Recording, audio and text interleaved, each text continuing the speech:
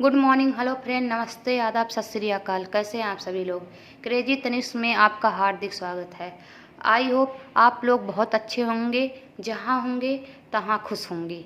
और आज मैं आप सभी के लिए आज बहुत ही अच्छी टॉपिक लेकर आई हूं, जो पाश्चात्य शैक्षिक विचारक एवं दर्शन हैं, जैसे कि प्लेटो जी, रूसो जी, उसके बाद जॉन डीवी, उसके बाद मारिया मॉन्टेसरी, इन सभी के बारे में पढ़ाऊंगी। उससे पहले मैं आपको भारतीय विचारक के बारे में पूरा पढ़ा चुकी हूँ और उसके लिए मैं क्वेश्चन भी बनाई थी जो बहुत ही इम्पोर्टेंट थे। अगर आप उस वीडियो को नहीं देखे हैं तो प्लीज़ आप पहले जाइए और उस वीडियो को आप जितने भी मैंने भारतीय विचारक पढ़ाए हैं, चाहे वो रविन्द्रनाथ टैगोर जी हैं, चाहे वो स्वामी विवेकानंद जी हों, चाहे गिजुभाई बधेकर जी हैं, चाहे फिर महात्मा गांधी जी हैं, इन सभी के बारे में आप डिटेल में पढ़िएगा और फिर क्वेश्चन करिएगा। उसके बाद मैं आपके लिए एक पाश्चात्य शैक्षिक विचारक एवं दर्शन यानी प्लेटो जी के बारे में आज कुछ लेकर आई हूँ और ये इम्पॉर्टेंट टॉपिक है। इससे पहले मैं आप सभी को इनके बारे में कुछ बताना चाहती हूँ। इनके बारे में समझ लीजिए एक कहानी के रूप में आप लोग सुनिए। उसके बाद मैं जो यहाँ पर लिखी हूँ, जो यहाँ पर नोट्स में है, उसको पढ़ाऊँगी और मेरी कहानी से रिलेटेड जो मैं कहानी बताने जा रही हूँ इसके बारे में सुनिए। आप आई होप आपको बहुत ही अच्छा लगेगा। तो प्लेटो जी क्या थे? प्लेटो जी एक दार्शनिक राजनीतिक समाज सुधारक थे। इनका जन्म जो हुआ था 427 ईसा पूर्व एथेंस में हुआ था। कुछ विद्वानों का मत है कि 427, कोई 424 भी कहता है। ठीक है। इनके पिता का नाम जो था एरिस्टोन और इनके माता जी का क्या नाम था? प्रेक्टोन। ठीक है। ये एक कुशल खिलाड़ी व सिपाही भी थे। उसके बाद क्या था, इनके जब माता पिता जो थे, इनका जब जन्म हुआ तो इनके पिता का डेथ हो गया। और ऐसा माना जाता है कि जैसे कि प्लेटो जी जो थे, इनके बचपन के बारे में कुछ ज्ञात नहीं है। इनके कुछ वैज्ञानिकों का कहना है जब इनके पिता का जो डेथ हो गया था तो इनकी माता जी जो थी, इनके चाचा जो थे उनसे शादी कर ली थी। और इनके चाचा जो थे एक बहुत ही बड़े राजनीतिज्ञ थे। ठीक है। तो वहाँ से क्या है, और जो प्लेटो का जो खानदान था वो बहुत ही रईस खानदान था। और जब इनके चाचा से इनकी माता श्री जब इनकी शादी कर ली थी तो क्या हुआ था कि वहाँ से इनकी लाइफ यानी जर्नी स्टार्ट होती है। और ये सबसे यानी सारे राजनेता वगैरह से मिलते जुलते थे और उनकी बातें सुनते रहते थे। उसके बाद क्या हुआ था, इनकी ज़िंदगी में जो प्लेटो थे, इनकी ज़िंदगी तब मोड़ पे आती है और तब बदल जाती है जब इनके साथ दो घटना हुई थी। पहली घटना जब इनकी मुलाकात सुकरात से हुई थी। सुकरात जो थे, इनको सुकरात को अपना एक गुरु मानते हैं। ऐसा कहा जाता है कि सुकरात से मिलने के बाद इनका जो भाव विचार था और जो इनका जो रास्ता था सब कुछ चेंज होता गया, क्योंकि सुकरात हमेशा इनको अच्छी अच्छी बातें कहा करते थे और अच्छी अच्छी बातें बताया करते थे। और उसके बाद क्या था, इनका जहाँ यानी जो जहाँ पर ये रहते थे एथेंस में, तो वहाँ पर एथेंस में क्या हुआ था, एक लड़ाई हुई थी। ठीक है। तो ये जो प्लेटो थे ये लोकतांत्रिक को मानते थे और एक खुले विचार के थे। ये जो है यानी लोकतांत्रिक को मानते थे। उसके बाद जब वहाँ पर एथेंस में लड़ाई हुई थी तो वहाँ पर एक स्पार्टा नामक व्यक्ति जो है वहाँ पर जीत कर यानी वो वहाँ पर अब आ गया था और वो कुलीन तंत्र का यानी कुलीन तंत्र स्थापित कर दिया था। उससे क्या था, एथेंस के लोग को बहुत ही दुख पीड़ा पहुंची, जिससे जो प्लेटो जी थे उनको बहुत दुख हुआ और वो फिर सोचे कि उनके दुख को दूर यानी लोगों के दुख को दूर करने के लिए इन्होंने अनेक उपाय सोचे।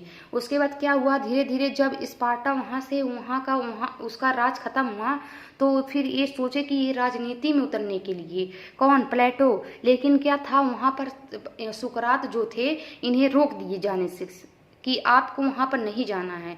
फिर क्या था, सुकरात के साथ रहते रहते सोचे कि हमको एक बड़ा ही दार्शनिक बनना था, किसे, प्लेटो को। लेकिन इनके साथ तब इनको बहुत दुख हुआ जब सुकरात को, यानी सुकरात जो थे बहुत ही खुले विचार के थे, और लोगों का कहना क्या था, जब सुकरात लोगों के साथ मिलते थे, यानी ये दोनों यानी प्लेटो और सुकरात एक साथ चलते थे और लोगों के साथ मिलते थे, तो लोगों का कहना था कि ये तो युवा लोगों को बिगाड़ रहे हैं। कौन, सुकरात।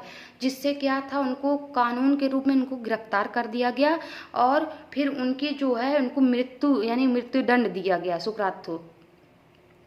तो इससे जो प्लेटो थे इनको बहुत ही आघात पहुंची, बहुत ही दुख पहुंचा, और एक सोचे कि जहाँ पर मेरे गुरु का डेथ हुआ है उस देश में मैं नहीं रह सकता, और वहाँ से निकल गए और फिर भ्रमण किए, दूसरी जगह पहुँच गए और फिर भ्रमण अध्ययन मनन में अपना जो समय था वहाँ पर यानी सब कुछ अपना समय दिए। फिर क्या हुआ, फिर देश में 367 ईसा पूर्व फिर अपने देश ये लौट आए। उसके बाद फिर क्या था, कुछ समय बाद इनका मृत्यु 347 ईसा पूर्व में हो गई थी। उससे पहले क्या था, इन्होंने एक स्कूल की स्थापना की थी।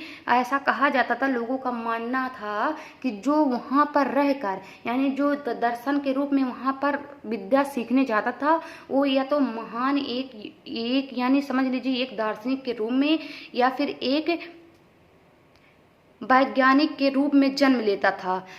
उनकी जो दार्शनिक यानी जो उन्होंने जितनी भी रचना की थी, चाहे वो द रिपब्लिक हो, चाहे एपोलॉजी हो, चाहे द स्टेटमैन हो, इन सब से उनसे बहुत ही कुछ सीख मिलता है। ऐसा कहा जाता था जो लोग इनको एक बार पढ़ लेते थे, उनकी गहराइयों में यानी उनकी इस किताब की जो रचना की थे प्लेटो जी, इनकी रचना में इतनी सत्यता झलकती थी कि वहाँ पर वो मुग्ध हो जाते थे और वहीं से उनकी यानी लोगों की जर्नी स्टार्ट होती थी। तो इस तरह इनकी कहानी है। चलिए देखते हैं शिक्षा के मार्ग में इन्होंने क्या भूमिका निभाया है और इनका क्या कहना है। तो देखिए, पाश्चात्य शैक्षिक विचारक एवं दर्शन प्लेटो महान दार्शनिक, राजनैतिक, समाज सुधारक एवं शिक्षा शास्त्री प्लेटो का जन्म 427 ईसा पूर्व एथेंस में हुआ था। कहाँ पे हुआ था? एथेंस में। कब हुआ था? 427 ईसा पूर्व। ईसा पूर्व मतलब ईसा मसीह के जन्म से पहले। इनके पिता का नाम एरिस्टोन प्लेटो यानी इनके पिता का नाम एरिस्टोन था और माता का नाम मैंने यहाँ पर नहीं लिखा, लेकिन आप लिख दीजिएगा, प्रेक्टोन था। ठीक है। उसके बाद क्या था, यह एक कुशल खिलाड़ी तथा सिपाही थी। कौन? प्लेटो। 20 वर्ष की अवस्था वह सुकरात के संपर्क में आए, यानी जब प्लेटो 20 वर्ष की अवस्था में यानी 20 वर्ष की आयु थी तो वो सुकरात से मिली और 8 वर्ष तक उन्होंने सुकरात के निर्देशन में अध्ययन किया। यानी और जब 20 वर्ष यानी 20 वर्ष के बाद 8 वर्ष सुकरात के निर्देशन जो निर्देश दिए सुकरात, उनके अनुसार ये काम किए। ठीक है। 399 ईसा पूर्व में सुकरात को दिए जाने वाले प्राण दंड से उसको इतनी गहरी मानसिक वेदना हुई कि वह अपना देश छोड़कर एक लंबी यात्रा पर निकल गए। यानी 399 ईसा पूर्व में मैं आपको बताई हूँ कि क्या हुआ था कि लोगों को जब सुकरात जो है लोगों को अपनी खुले विचार के थे, तो लोगों को जब व्यक्त अपनी जो बातें बताते थे, तो इससे क्या लोग कहें कि ये तो नवयुवक यानी नवयुवक जितने भी पीढ़ी हैं इनको बिगाड़ रहे हैं। इसी के चक्कर में सुकरात को जो है यानी प्राणदंड दिया गया था। ठीक है। इससे क्या हुआ था, जो प्लेटो थे इनको इतनी मानसिक वेदना हुई, यानी बहुत इनके जो दिमाग था, इनकी IQ लेवल जो यानी जो दिमाग मस्तिष्क पर बहुत ही बड़ा घातक प्रभाव पड़ा और ये अपना देश छोड़कर चले गए। इनका कहना था कि जहाँ मेरे गुरु की जहाँ हत्या हुई है वहाँ पर मैं नहीं रह सकता हूँ। ठीक है। और एक लंबी यात्रा पर निकल गए। कुछ दिन विभिन्न देशों के भ्रमण, अध्ययन, मनन, लेखन किए। यानी कुछ दिनों यानी जब जहाँ पर गए, यहाँ इनका एक हैबिट था, इनका एक आदत थी, ये जहाँ पे जाते थे वहाँ पर जो है अपनी विद्या जो है सीखते रहते थे, क्योंकि जो सुकरात बताए थे उनकी निर्देशों का पालन तब भी वो करते थे। चाहे तो वो हर जगह विद्या को सीखते थे, चाहे वो भ्रमण हो, चाहे वो घूमने जाते हों, यानी अध्ययन भी करते थे, मनन भी, चिंतन भी करते थे और लेखन भी करते थे, लिखते भी थे। तत्पश्चात फिर वह क्या था, वह अपने देश 367 ईसा पूर्व लौट आए और पुनः वह 367 ईसा पूर्व में अपने देश में लौट आए और अपनी मृत्यु तक स्त्री पुरुष दोनों एकेडमी में अध्ययन कार्य करते रहे। यानी इन्होंने यानी जब ये वहाँ से लौट आए तो अपनी मृत्यु तक स्त्री पुरुष यानी दोनों लोग जो हैं अपने एकेडमी में, यानी हम बताए हैं कि इन्होंने एक एकेडमी यानी एक स्कूल की स्थापना किए थे जहाँ पर लोग आए और वहाँ पर पढ़ते रहते थे, ठीक है। और वहाँ पर जब सीखते रहते थे तो ऐसा कहा जाता था जो लोग वहाँ से निकलते थे वो कोई वैज्ञानिक या कोई ऐसे महापुरुष बनकर ही निकलते थे। अतः 347 ईसा पूर्व 80 वर्ष की आयु में इस महान दार्शनिक एवं शिक्षा विचारक का देहांत हो गया था। किनका? प्लेटो का देहांत कब हुआ था? 347 ईसा पूर्व में। इनके गुरु का क्या नाम था? सुकरात। और इनकी जन्म कब हुई थी? 427 ईसा पूर्व में, ठीक है। और इनकी रचनाएं देखिए कौन कौन सी इनकी रचनाएं हैं। इनकी रचनाएं हैं द रिपब्लिक। इनमें क्या इनकी जो रचनाएं द रिपब्लिक में ऐसा कहा जाता था कि ये जो रचनाएं हैं ये राजनीति वगैरह से संबंध थी, इन्होंने लिखा था। और उसके बाद क्या है? एपोलॉजी। एपोलॉजी में इन्होंने पहली रचना की थी। ऐसा कहा जाता है कि इन्होंने उसके बारे में बहुत ही महान यानी मनन के बारे में अपनी मनन यानी अपनी मन की जो जाहिर की हुई बात इसमें लिखे थे। उसके बाद इनकी प्रमुख पुस्तक थी द स्टेटमेंट हैप्पीनेस माइनर, ठीक है। ये सब क्या है? देखिए the Republic, apiology, the statement, happiness minor, ये सब इनकी पुस्तक रचनाएं हैं, ठीक है। आपसे पूछेगा फिर कि प्लेटो की रचनाएं कौन है, ऐसे आपको एक question they they the Republic किसकी रचना है, ऐसे दे देगा आपको, जैसे कि इसमें दे देगा प्लेटो, रूसो, उसके बाद जॉन डीवी, उसके मारिया मॉन्टेसरी, आपको ऐसे दे देगा। आप उसमें आप अगर पढ़े रहेंगे आपके दिमाग में रहेगा तो जरूर आप बता देंगे, ठीक है। उसके बाद आगे आइए देखते हैं क्या है। प्लेटो के अनुसार शिक्षा का अर्थ एवं शैक्षिक विचार, यानी इनके अनुसार शिक्षा का क्या अर्थ है और इनका क्या विचार था शिक्षा के बारे में। प्लेटो के शिक्षा के अर्थ को स्पष्ट करते हुए लिखा है, शिक्षा से अभिप्राय उस प्रशिक्षण से है जो बालकों को उचित आदतों के निर्माण द्वारा सद्गुण की प्रथम प्राकृत उत्पन्न करती हैं। यानी इनका क्या कहना था कि इनका शिक्षा से क्या अभिप्राय था। इन्होंने कहा कि जो बालक को उचित आदत यानी जो बालक को आदत यानी बालक की आदत में परिवर्तित करे और अच्छी जो उनको सद्गुण की प्रथम प्राकृत उत्पन्न करे, यानी अच्छी आदतों का निर्माण करे, प्राकृत से जो प्राकृत से मिल रही हो उससे जो उत्पन्न हो रही हो उससे जो है बालक को अच्छी आदतों का निर्माण कराया जाए और अच्छी आदत ही नहीं बल्कि साथ साथ गुण भी हो, ठीक है। वैसी आदत बालक में उत्पन्न हो, वही जो है शिक्षा है। किनके अनुसार? प्लेटो के अनुसार, ठीक है। अब प्लेटो को शिक्षा में क्या उद्देश्य हैं, प्लेटो को शिक्षा में क्या उद्देश्य हैं, आइए देखते हैं। यहाँ पर देखिए प्लेटो के अनुसार शिक्षा का उद्देश्य राज्य की एकता का रक्षा करना। इनके अनुसार क्या था कि जो राज्य में जो एकता है यानी सभी में जो एकता आपस में जो प्रेम है उनकी रक्षा करना, नागरिक दक्षता का विकास करना, जो नागरिक की दक्षता यानी नागरिकों में जो दक्षता पाई जाती है उसका विकास करना, सत्यम शिवम सुंदरम के प्रति प्रेम उत्पन्न करना, यानी जो सत्य है, जो सत्यम शिवम सुंदरम हम आपको बताए हैं कि सत्य यानी सत्य बोलना, शिवम मतलब कल्याणकारी यानी जो पवित्र हो, जो सत्य बोलता हो पवित्र हो वही सुंदर है, उनके प्रति प्रेम उत्पन्न करना, ठीक है। बालकों को सामंजस्यपूर्ण जीवन व्यतीत करने के लिए तैयार करना, यानी जो बालक हैं उनको जो सामंजस्यपूर्ण यानी अच्छी जीवन जीने के लिए व्यतीत करने के लिए तैयार करना, ठीक है। इनका क्या इस सब शिक्षा में इनका उद्देश्य था, किनका? प्लेटो जी का। उसके बाद देखिए व्यक्ति के व्यक्तित्व का सामंजस्यपूर्ण विकास करना, यानी जो व्यक्ति हैं उनके भी जो व्यक्तित्व हैं यानी आपस में जो व्यक्तित्व एक दूसरे से जो मिलते जुलते हैं उनको सामंजस्यपूर्ण जो है विकास करना, ठीक है। उसके बाद देखिए प्लेटो के अनुसार शिक्षा का पाठ्यक्रम क्या है। प्लेटो के शिक्षा के पाठ्यक्रम को 3 भागों में बांटा गया है, यानी जो इनका जो पाठ्यक्रम था इनको 3 भागों में बांटा गया है। कौन कौन से? प्रारंभिक शिक्षा का पाठ्यक्रम, यानी इनका पहला जो था प्रारंभिक शिक्षा का पाठ्यक्रम।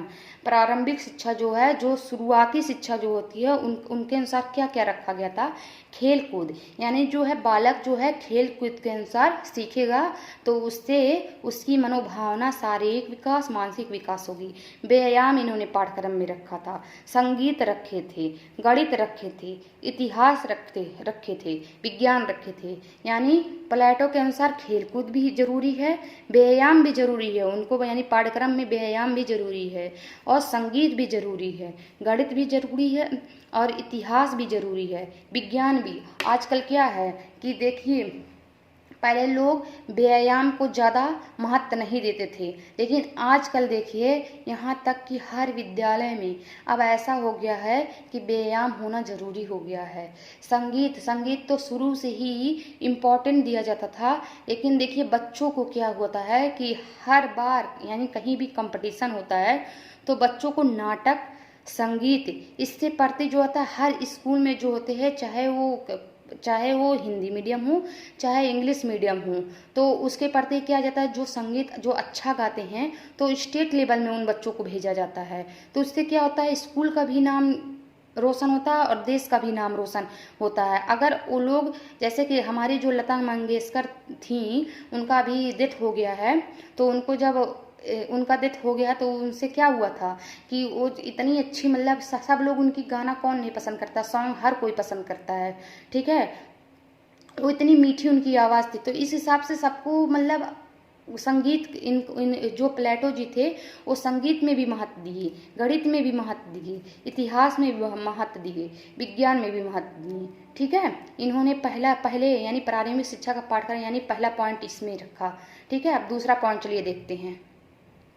यहाँ पर देखिए माध्यमिक शिक्षा का पाठ्यक्रम, यानी प्रारंभिक शिक्षा का पाठ्यक्रम तो हमने देख लिया क्या क्या होना चाहिए, यानी माध्यमिक शिक्षा का पाठ्यक्रम क्या क्या होना चाहिए। उसके प्रति इन्होंने गणित रखे, कविता रखे, संगीत रखे, शिष्टाचार रखे। शिष्टाचार मतलब होता है आदर, ठीक है। बच्चे के अंदर आदर आनी चाहिए, नैतिकता होनी चाहिए, बड़े छोटों को वो पहचाने, उनका जो है, बड़े छोटों को जब पहचानेगा कि कौन छोटा है कौन बड़ा है, तो उनका वो आदर करेगा, सम्मान करेगा, ठीक है। यानी शिष्टाचार होना बच्चों के अंदर बहुत ही जरूरी है। धर्मशास्त्र, यानी उन्होंने कहा कि धर्म के प्रति जो धर्म हो, शास्त्र, उसको भी सिखाया जाना चाहिए, ताकि जो है बच्चे के अंदर जो है धर्म के प्रति जो है प्रेम जागृत हो। सैन्य प्रशिक्षण, यानी सैन्य प्रशिक्षण होता है, जो सैनिक वगैरह प्रशिक्षण होता है, तलवारबाजी, कुशलता, इसमें भी माहिर होने चाहिए। किसमें रखें, माध्यमिक शिक्षा का पाठ्यक्रम के हत्ते, यानी गणित, कविता, संगीत, शिष्टाचार, धर्मशास्त्र, सैन्य प्रशिक्षण, एक इसमें क्या क्या रखे, इसमें ये माध्यमिक शिक्षा। और प्रारंभिक शिक्षा के मध्य क्या रखे, गणित रखे, इतिहास रखे, विज्ञान रखे, उसके बाद संगीत रखे, उसके बाद फिर है संगीत और व्यायाम, खेल कूद, ये सब जो है प्रारंभिक शिक्षा के अंतर्गत रखे। उसके बाद देखिए इन्होंने तीसरा क्या रखे हैं, तीसरा शिक्षा का, यानी उच्च शिक्षा का पाठ्यक्रम, यानी उच्च शिक्षा में अब क्या क्या, उच्च शिक्षा मतलब स्नातक वगैरह में जब लोग पहुंच जाते हैं तब उसमें क्या क्या रखे थे। दर्शन शास्त्र, नीति शास्त्र, मनोविज्ञान, कानून, आध्यात्मिक शिक्षा। जो दर्शन शास्त्र होते हैं, नीति शास्त्र होते हैं, यानी उनके, उसके बाद मनोविज्ञान मतलब चाइल्ड डेवलपमेंट, बच्चों का विकास किस तरह किया जाए। जैसे हर किताब को पढ़ना बहुत ही इम्पोर्टेंट है, उसी हिसाब से मतलब इनका बहुत ही अच्छा मानना था कि मनोविज्ञान, यानी इन्होंने चाइल्ड डेवलपमेंट को भी बहुत ही महत्वता दी थी।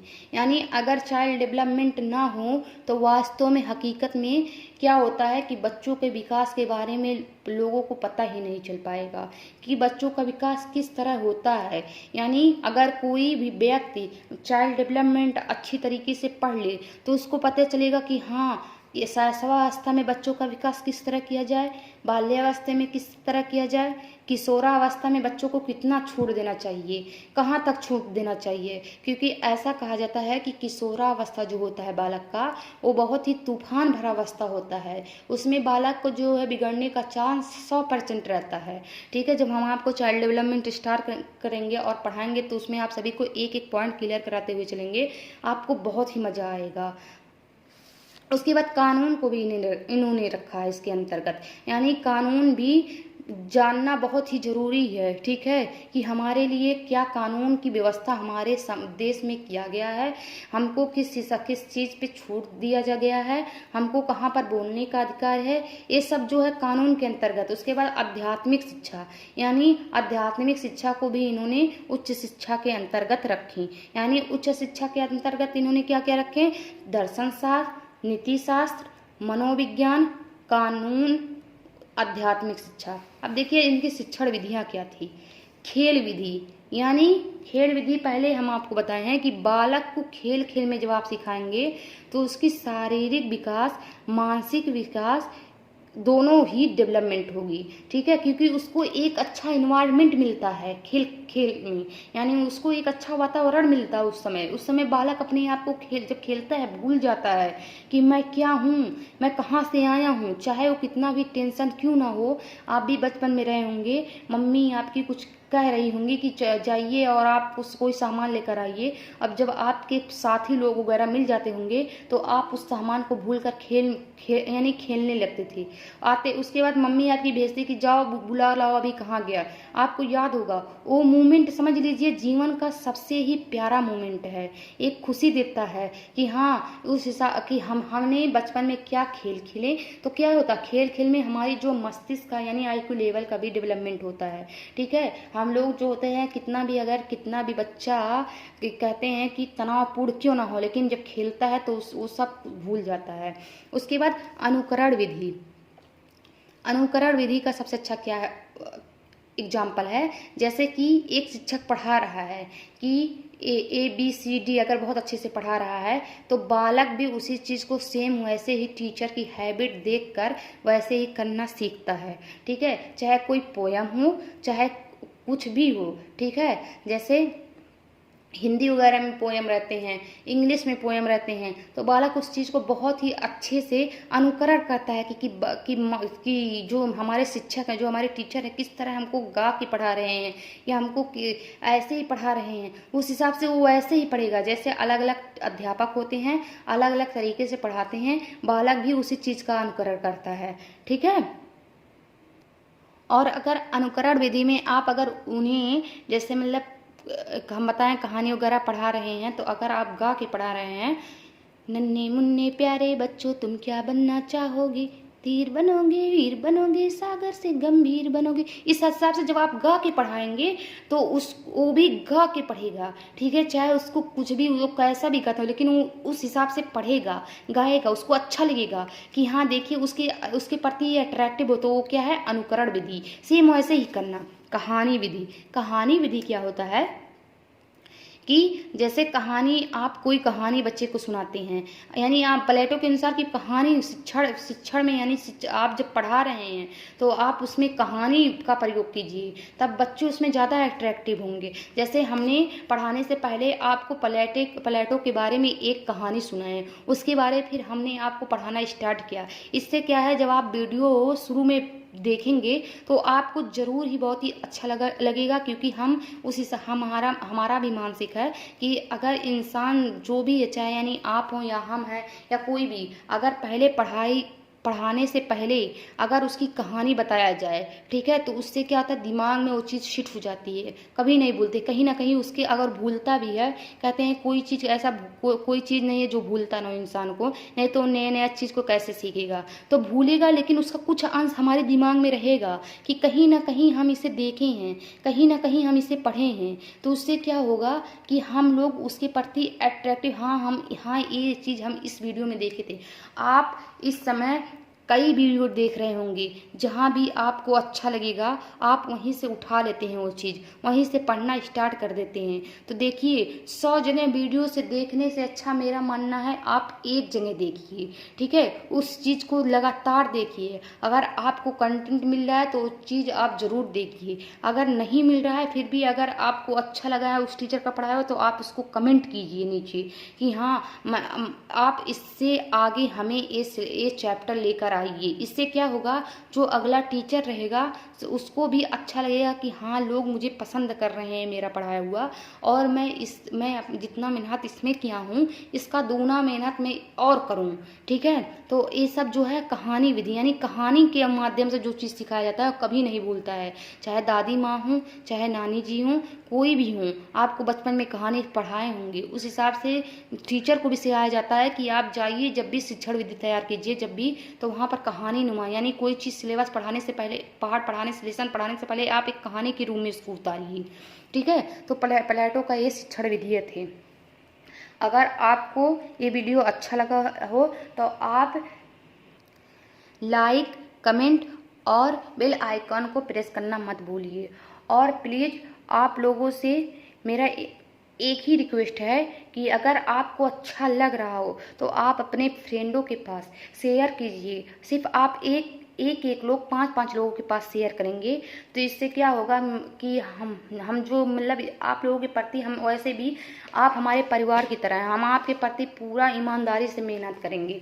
क्योंकि जब इंसान के, यानी जब कोई भी इंसान अपने जो भी चैनल पे लोग हैं उनको अपना परिवार मानता है तो ज़रूर अपने परिवार के लिए कुछ ना कुछ करने के लिए, बेहतर करने के लिए सोचता है। तो आप मेरे परिवार जैसे हैं, और अगर आप लोग मुझे लाइक कर रहे हैं, पसंद कर रहे हैं, तो प्लीज़ आप इस वीडियो को आगे शेयर कीजिए। और कल मैं आप लोगों के लिए एक दूसरा टॉपिक रूसो के बारे में लेकर आऊँगी। और उसके बाद मैं सोच रही हूँ कि जब आप लोगों का 2 चैप्टर यानी 2 बुक मैं ख़त्म कर लूँगी, फिर मैं 2 बुक स्टार्ट करूँगी। यानी ये बुक लगभग ख़त्म होने वाला है, और मैं इसमें जो अभी ख़त्म नहीं होने वाला है लेकिन ख़त्म हो जाएगा धीरे धीरे। अभी मेरा ये जो नया चैनल है, मैं इसमें फिर भी बहुत मेहनत कर रही हूँ कि आप लोगों को ज़्यादा से ज़्यादा मटेरियल देने का सुनिश्चित करूं। तो अगर आपको अच्छा लगा हो तो आप लोग लाइक, शेयर वगैरह करना मत भूलिएगा। और इस वीडियो को देखने के लिए आप लोगों का तहे दिल से धन्यवाद। जय हिंद, जय भारत।